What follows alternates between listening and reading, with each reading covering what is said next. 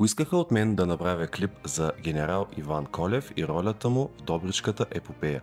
Всеки, който иска да направя клип за желана от него тема, може да ми пише в коментарите. Септември 1916 година.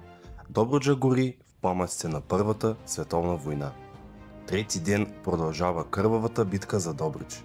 Българските защитници са изтощени, а превъзхождащият им противник руснаци, румънци и сръбски доброволници напира да сломи отбраната.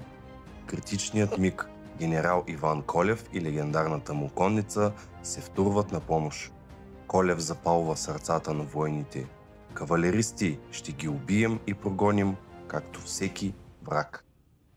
След 6-часов поход, без заповед, неговата първа конна дивизия връхлита от фланга под звуците на шум и марица.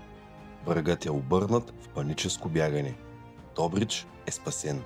Така един генерал и неговите храбри конници пишат история. Спасяват Добруджа за България и се превръщат в легенда. Само няколко дни по-рано, край село Кучмар, Колев повежда съблена атака, при която са пленени над 1000 румънски войници, а останалите бягат и изоставят града. А самият генерал Колев е наричан спасителят на Добруджа и бащата на българската конница.